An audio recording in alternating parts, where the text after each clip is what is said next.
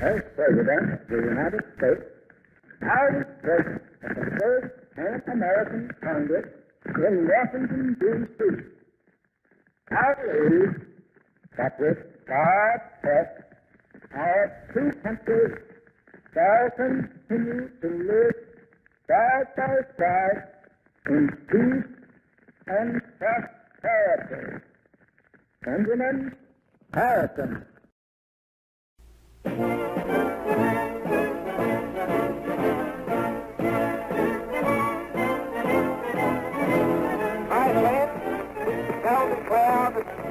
To legislate for reform on every question without waiting for the aid or consent of any other nation on earth.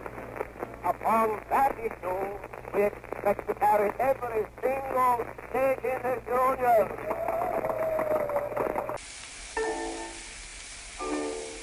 My fellow citizens, trade statistics indicate that this country is in a state of unexampled prosperity. The figures show that we are furnishing profitable employment to the millions of working men throughout the United States. Our capacity to produce has developed so enormously, and our products have so multiplied, that the problem of more markets requires our urgent and immediate attention. The great fundamental issue now before our people can be stated briefly. It is, are the American people fit to govern themselves, to rule themselves, to control themselves? I believe they are. First, whether we shall retain, on a sound and permanent basis, our popular, constitutional, representative form of government, with the independence of the judiciary as necessary to the preservation of those liberties that are the inheritance of centuries. There is a new party which it is difficult to characterize because it is made up of several elements. As I see it, it is made up of three elements in particular. The first consists of those Republicans whose consciences and whose stomachs could not stand what the regular Republicans were doing. My countrymen, there isn't anything the matter with the world's civilization except that humanity is viewing it through a vision impaired in a cataclysmal war. The country needs every ounce of its energy to restore itself. The costs of government are all assessed upon the people. This means that the farmer is doomed to provide a certain amount of money out of the sale of his produce, no matter how low the price, to pay his taxes. Our party can truly feel that we have held the faith. That we shall do so in the future is our solemn responsibility of this hour. The Republican Party has ever been the party of constructive action. It will support the new administration in every measure which will promote public welfare. Let not dictators of Europe or Asia doubt our unanimity now.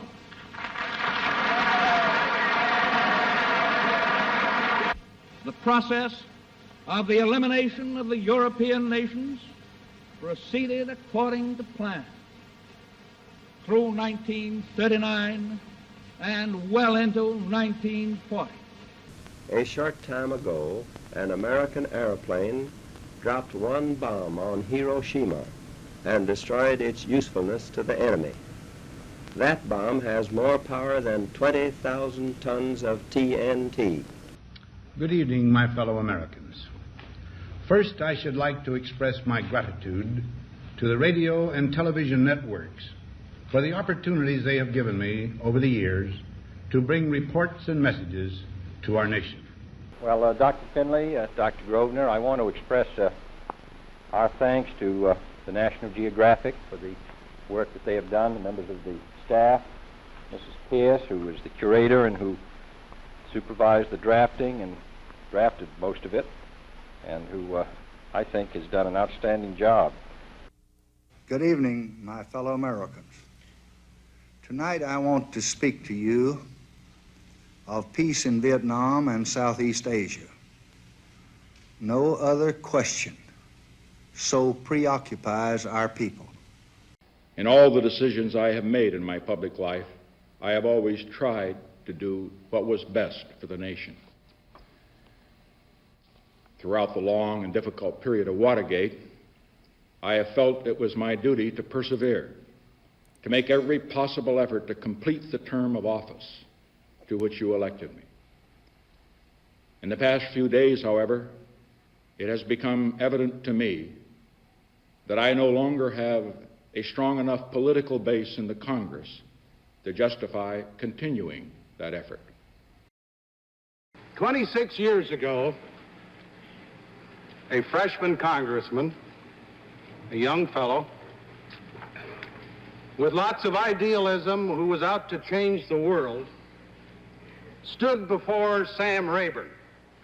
Good evening. This is a special night for me. Exactly 3 years ago, on July 15th, 1976, I accepted the nomination of my party to run for President of the United States. I promised you a president who is not isolated from the people, who feels your pain and who shares your dreams. Ladies and gentlemen, I'd planned to speak to you tonight to report on the State of the Union. But the events of earlier today have led me to change those plans. Today is a day for mourning and remembering. Nancy and I are pained to the core by the tragedy of the Shuttle Challenger. We know we share this pain with all of the people of our country. This is truly a national loss. I thank the gallant men who entered the contest for this presidency this year and who've honored me with their support. And for their kind and stirring words, I thank Governor Tom Kean of New Jersey. My fellow Americans, this evening I want to speak with you about an attack by the government of Iraq against the United States and the actions we have just taken to respond. Good evening. Today, our fellow citizens, our way of life, our very freedom came under attack in a series of deliberate and deadly terrorist acts. The victims were in airplanes or in their offices, secretaries, businessmen and women, military and federal workers, moms and dads, friends and neighbors. If there is anyone out there who still doubts that America is a place where all things are possible. We protect Saudi Arabia. Would you say they're rich? And I love the king, King Solomon, but I said, King, we're protecting you. You might not be there for 2 weeks without us. You have to pay for your military. I want to thank you, all of you, for joining today. I just got back from an overseas trip where I spoke in Egypt at the COP27, the United Nations Climate Conference, and then to the leaders of the ASEAN countries in Cambodia. For more content like that, subscribe to our channel.